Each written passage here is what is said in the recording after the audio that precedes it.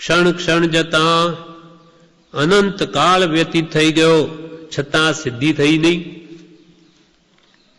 કૃપાલ કે એક સમય કરતા તો અનંત કાળ વ્યતીત થઈ ગયો. કાળનો નાનામાં નાનો ભાગ સમય છે. તો એવા અનંત સમયો અથવા ક્ષણ ક્ષણ ક્ષણ જતા અનંત કાળ વહી ગયો, છતાં સિદ્ધિ થઈ નહીં. અનંત કાળ એટલે જેની કોઈ આદિ જ નથી, આત્માની શરૂઆત જ નથી, એટલે એનો એ કાળનો કેટલો સમય કહેવો. ઓહો, અનંત કાળ સુધી આ જીવ આ સંસારની ચાર ગતિઓમાં જ ભટકે છે. તો ક્ષણ ક્ષણ જતા અનંત કાળ વ્યતીત થયો, છતાં સિદ્ધિ થઈ નહીં. છતાં આત્મસિદ્ધિ કે સિદ્ધ દશા પ્રાપ્ત થઈ નહીં. સર્વજીવ છે સિદ્ધ સંબળે સિદ્ધ દશા નહીં પ્રાપ્ત થઈ હજુ સુધી. તો એનો કે છે વિચાર કરો. બ્રહ્મચારી આ ગાથાને પ્રજ્ઞાબોધમાં વણી છે.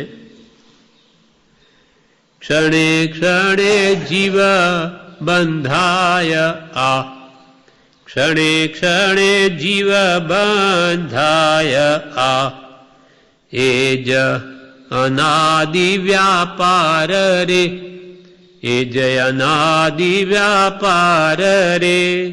હા કાળય અનંત વહી ગયો, હા કાળય અનંત વહી ગયો.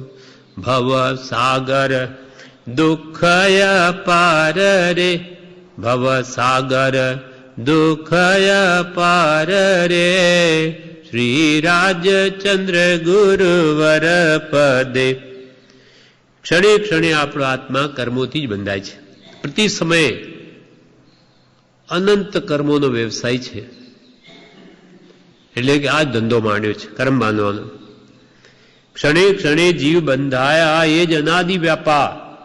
અનાદિકાળથી આ જીવ ભાવ મનને લઈને અનંત કર્મનો જ વ્યવસાય છે અને એના ફળો ભોગવે અને દુઃખ પામે છે. ક્ષણે ક્ષણે જીવ બંધાયા, એ જ અનાદિ વ્યાપાર રે. હા કાળ અનંત વહી ગયો. હા આશ્ચર્ય.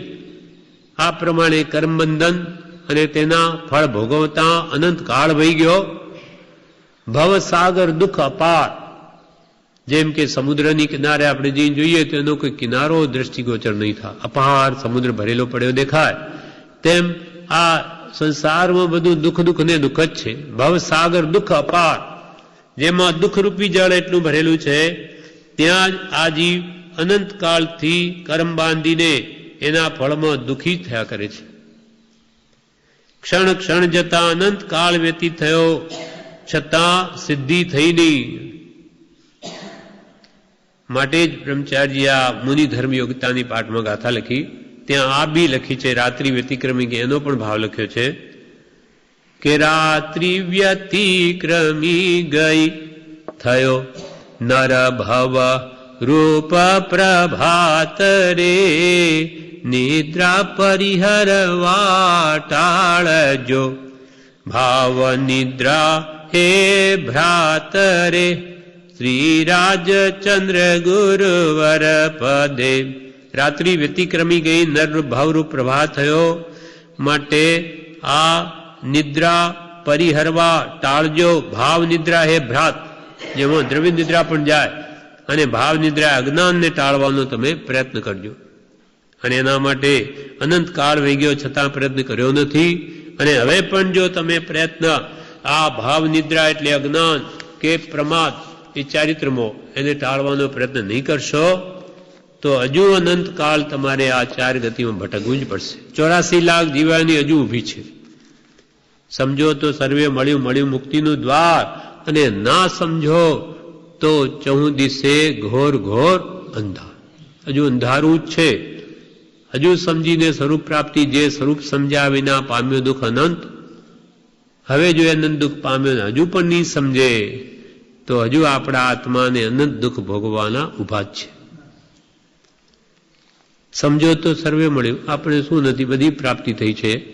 ગુરુ મળ્યા, આત્મજ્ઞાની, આવો જોગ મળ્યો સત્સંગનો, શરીર સ્વસ્થ છે, કંઈક નિવૃત્તિ મળી, નહીં તો લોકોને નિવૃત્તિ ન હોય, એ આવી સત્સંગી નહીં કરી શકે. કંઈ પુણ્યનો ઉદય થયો, આવવાનું થયું, અને હવે પણ આપણે આરાધના કરીને આ જિંદગીને સફળ નહીં બનાવીએ તો આપણા જેવો કોઈ મૂર્ખ શિરોમણી નહીં.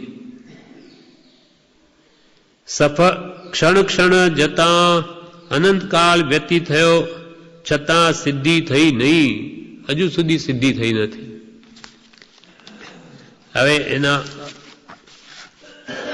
વિવેચનમાં કે છે, ક્ષણ ક્ષણ જતા, બ્રહ્મચારી કે ક્ષણ ક્ષણ જતા અનંતકાળ વ્યતીત થયો છતાં સિદ્ધિ થઈ નહીં. એ વાક્યથી મને ઘણી અસર થઈ હતી.